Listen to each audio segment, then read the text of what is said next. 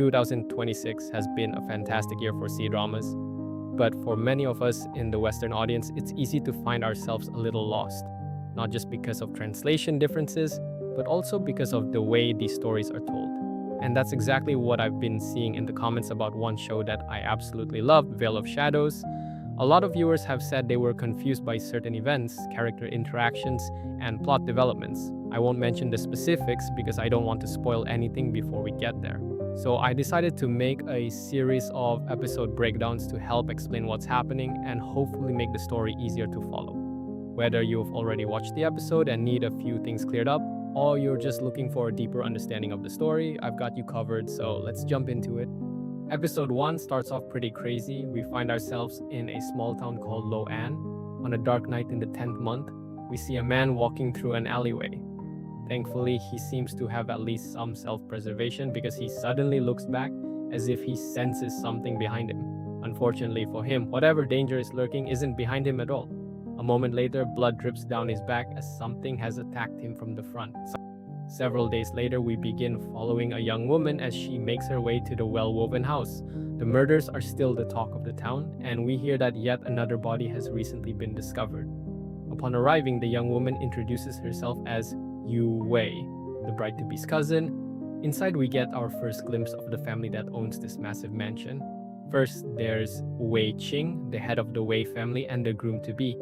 Next is Yu Shengwei, the future bride.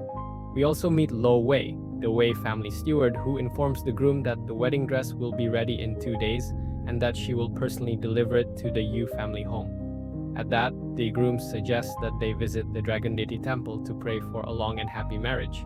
Don't we all love a groom who's excited to marry his bride? But every happy occasion needs a Debbie Downer, and in this case, it's Li O Wei Shu, the groom's cousin. He points out that the Dragon Deity doesn't actually handle things like marriage blessings.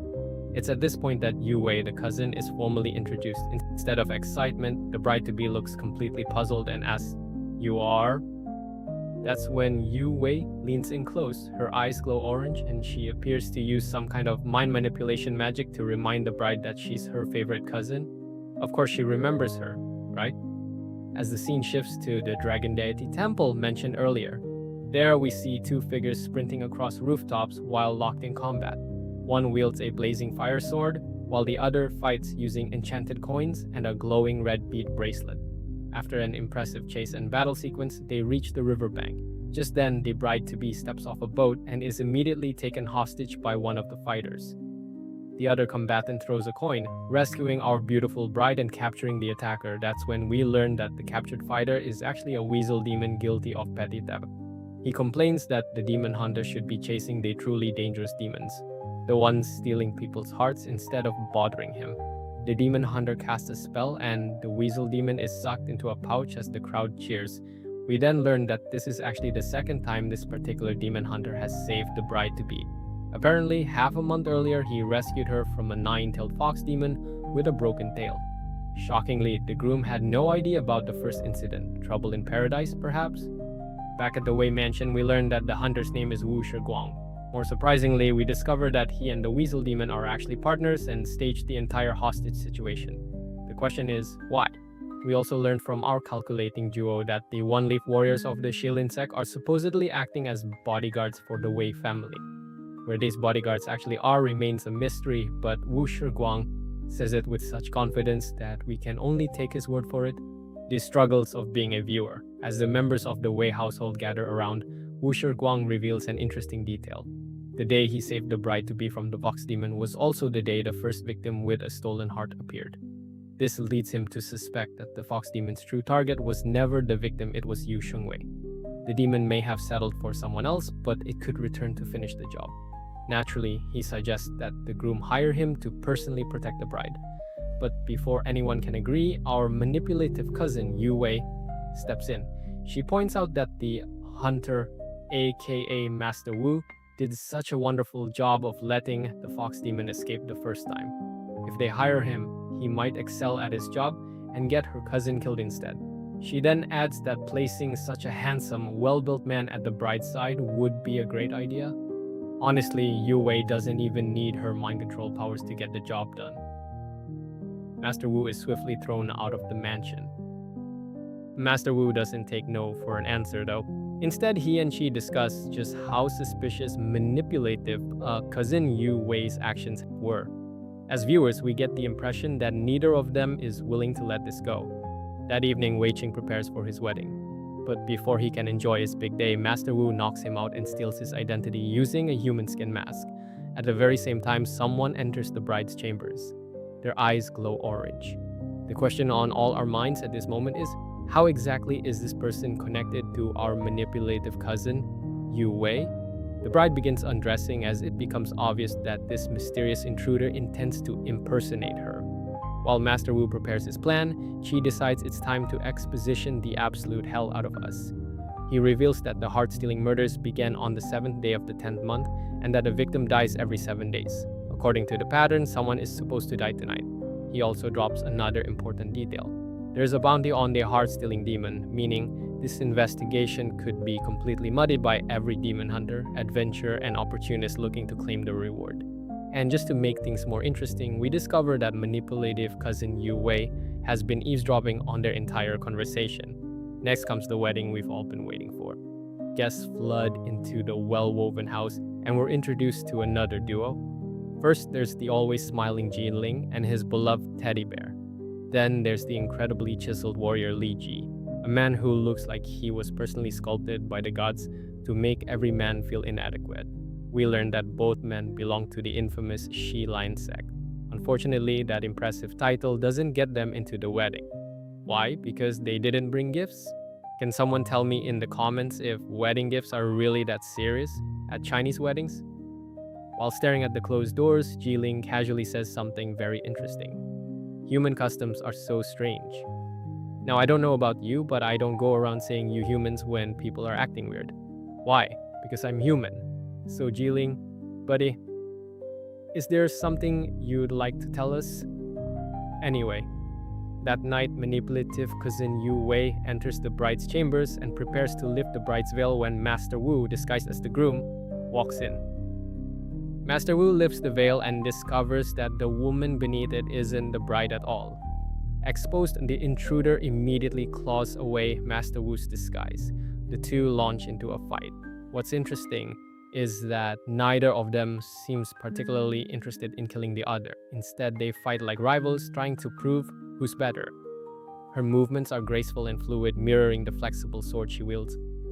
The blade bends and twists around obstacles, making her a dangerous opponent. And despite all of Master Wu's efforts, he simply can't subdue her. Jiling and Li Ji spot the fight and immediately jump in. When they ask what's happening, Master Wu tells them he's hunting the heart-stealing demon and points directly at the intruder. She immediately mocks him, saying, apparently all those good looks didn't come with any brains. At that moment, chiseled warrior Li Ji confronts the intruder bride. When she asks why he attacked her, he gives a simple answer. You smell like a demon. Interesting. At the same time, always smiling, Jiling engages Master Wu to stop him from interfering with chiseled warrior Li Ji's battle. Everyone appears evenly matched, and since nobody can gain the upper hand, they do what cultivators do best. They start talking. We learn that chiseled warrior Li Ji is actually the demon hunter commander of the Shilin sect. The moment his title is mentioned, the intruder bride suddenly gets serious. Ice magic erupts across the battlefield as she launches a massive attack. Realizing her attack didn't work, she attempts to flee, but always smiling Jiling activates his ring, and purple lightning fills the sky and crashes toward her. She barely escapes into a small room. When everyone rushes inside, they discover her holding manipulative cousin Yu Wei hostage. Master Wu, proving that he does in fact possess a brain by managing to rescue manipulative cousin Yu Wei and capturing intruder bride. One detail in this scene immediately caught my attention. Always smiling, Jiling seems to recognize manipulative cousin Yu Wei, as a brief flash of memory suggests they've met before. I think my favorite moment comes right afterward. Manipulative cousin Yu Wei clings to always smiling Jiling and thanks him for saving her, but chiseled warrior Li Ji immediately grabs her, drags her away, and practically throws her at Master Wu. He saved you, thank him. I laughed way harder than I probably should have. Anyway, thing came what I can only describe as the worst interrogation I've ever witnessed. Master Wu essentially tells the prisoner to stop resisting and surrender. Mind you, girl is calmer than a still lake at dawn. To everyone's surprise, the intruder finally introduces herself. or rather her profession. She's a demon hunter too, and she's here searching for the heart-stealing demon. But before anyone can process that statement, manipulative cousin Yu Wei jumps in.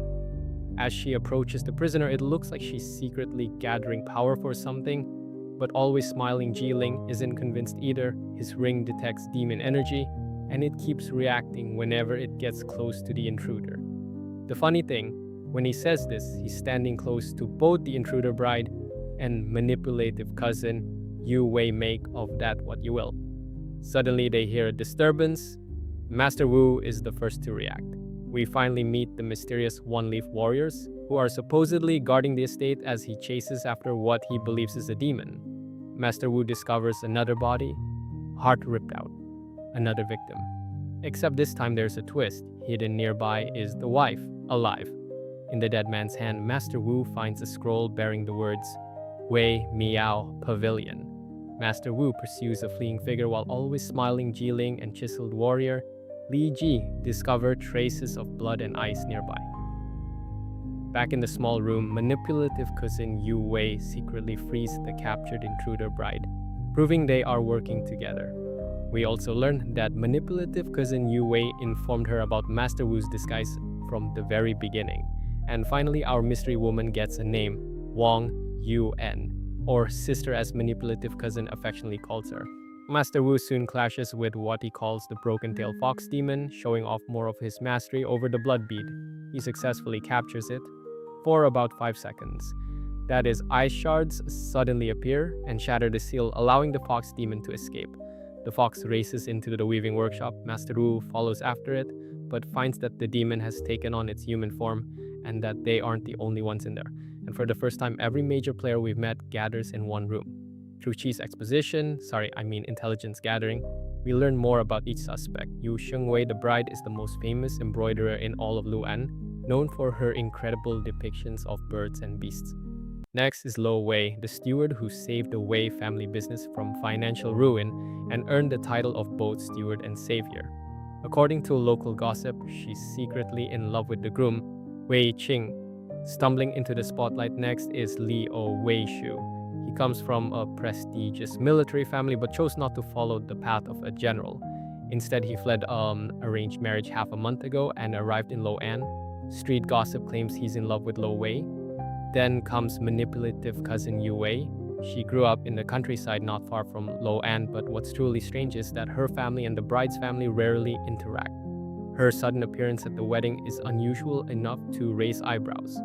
Always smiling Jiling and chiseled warrior Li Ji enter the workshop looking like players who got carried by Master Wu all match long. And finally, Wang Yuan arrives. Now every piece is on the board. As the episode closes, it becomes clear that several players have already made their moves. I'd love to call this the beginning of an amazing story, but honestly, it doesn't feel like a beginning at all. This entire episode feels like we've walked into the middle of a much larger story. The same way Randall Thor wasn't the first dragon in the book series Wheel of Time, and Bilbo Baggins wasn't the first to find the Ring of Power in Lord of the Rings. Everyone seems connected to events that happened long before we arrived, which leaves us with one final question. What was the catalyst? What changed in this world that suddenly brought all of these people together? And that's the mystery Veil of Shadows wants us to unravel, and together we're going to unravel it slowly and meticulously. Let me know down in the comments if you've watched the show and what your thoughts were. What stood out to you in episode 1? Did you spot any clues that I missed? And if you enjoyed or appreciated this episode breakdown, don't forget to like the video, subscribe to the channel, and turn on notifications so you don't miss episode 2. Until next time, thanks for watching.